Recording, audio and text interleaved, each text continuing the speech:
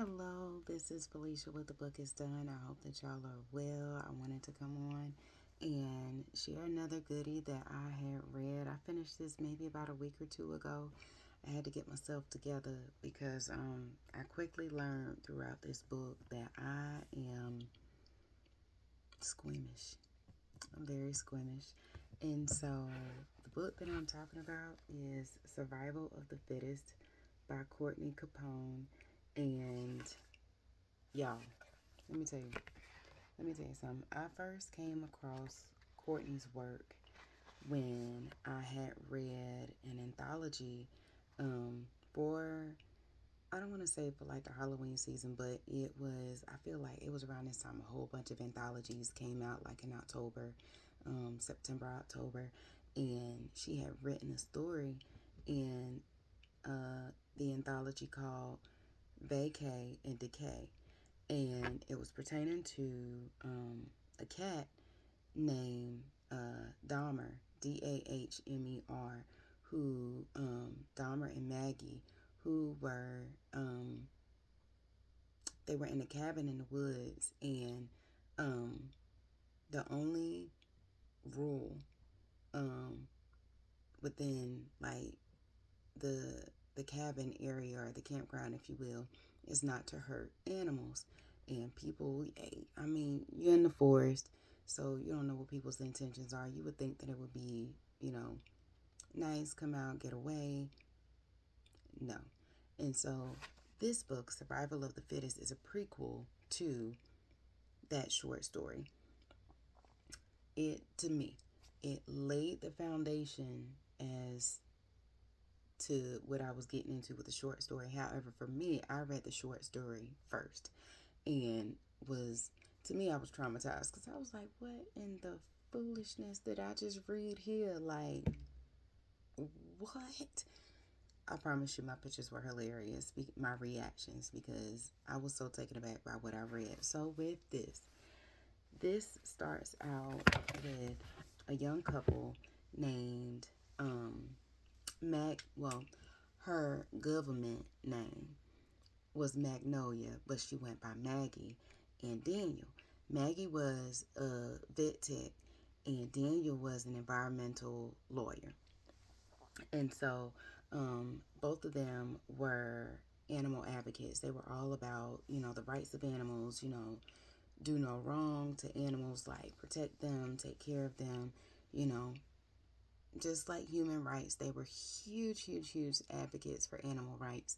And so they had, and when I say they, Maggie and Daniel, they had come across like these underground um, fighting rings with different animals and stuff. And so they would go to different ones that they knew of and try to break it up. And, whether they were protesting or like literally shut it down.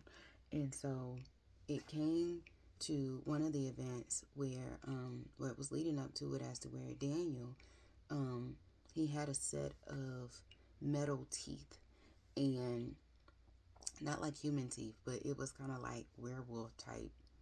If he gets his grip on you, he gonna hurt you. He gonna do some damage.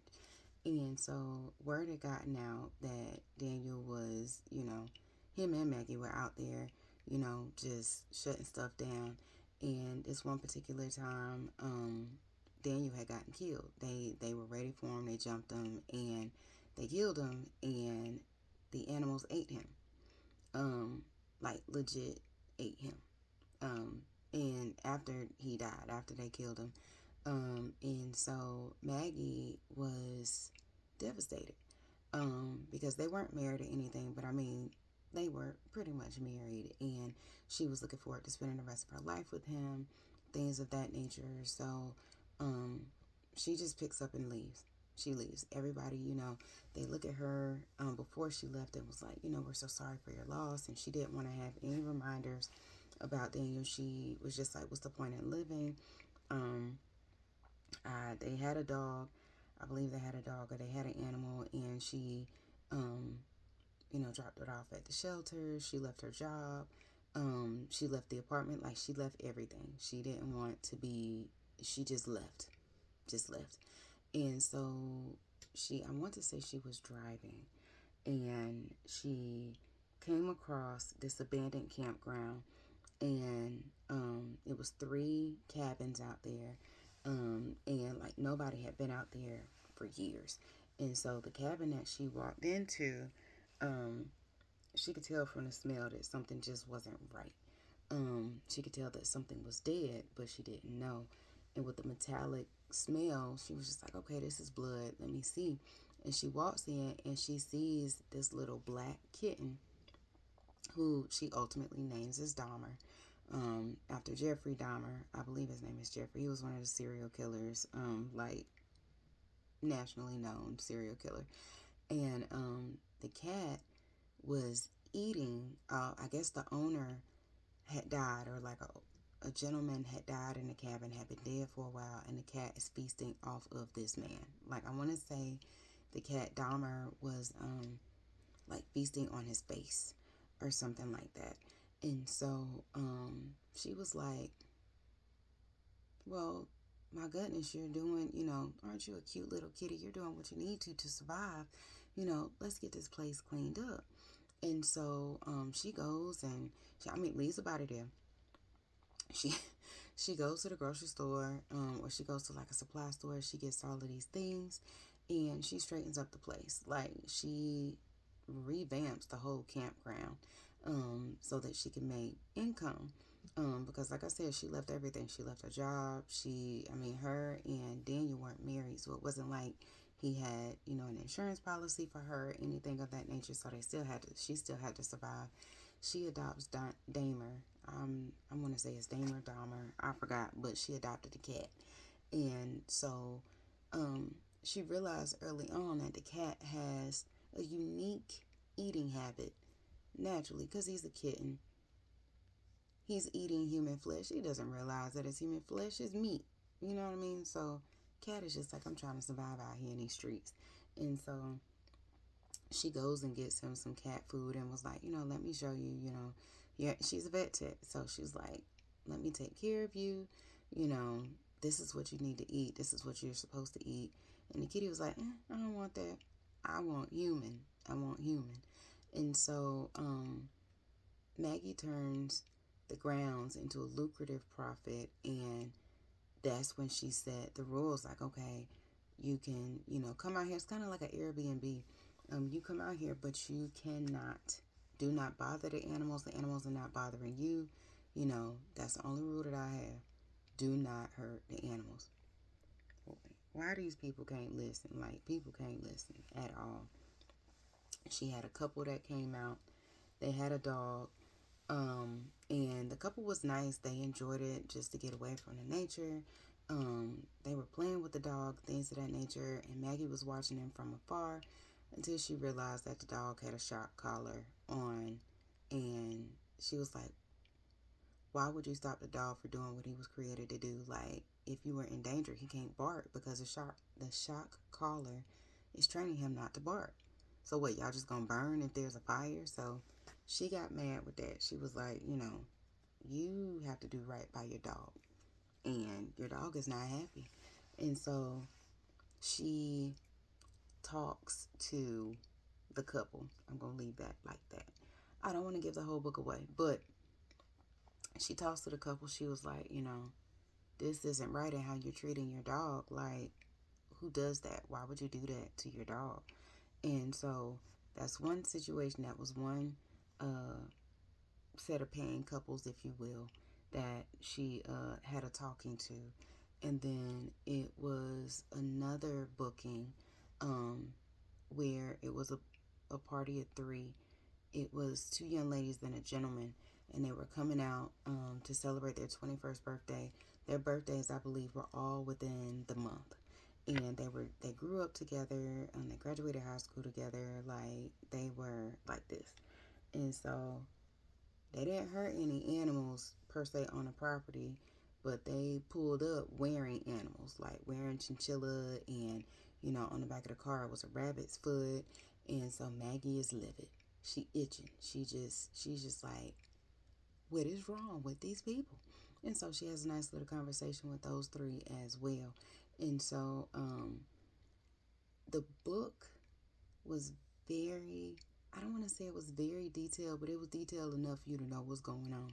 I felt like I was sitting there in a corner like this, scared, like this, like, what is she doing? I need to cover my nose. But it reminded it reminded me of the movie Misery. But it wasn't that she was forcing them to write a book. She was holding them accountable of their behavior towards animals. And I guess you could say that it was karma to these individuals. And like I said, it laid the foundation for that short story in Vacay and Decay. And again, that was an anthology that was joined by several other authors, and it was so good. It's super thick. It's a thick book. But you have to remember too, it's like literally 6+ authors that had stories along with her, and they're indie authors as well. I do have that book over there. Amazing.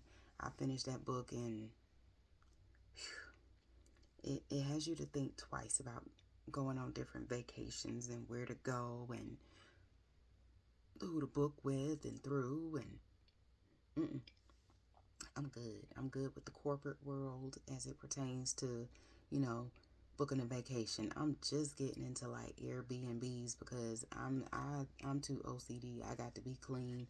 I don't trust other folks. And so in all things, survival of the fittest. Like I said, it definitely laid the foundation for who Maggie is and what she stands for. No nonsense. Like, I don't want to say that she was dead inside, but when Daniel got murdered, it really took a lot out of her, as where she was just like, what is life? If I die, I die, and if I don't, okay, oh well. But what you're not going to do is hurt animals. Like, that's what we stood for, and that's what I will continue to do to honor his legacy. So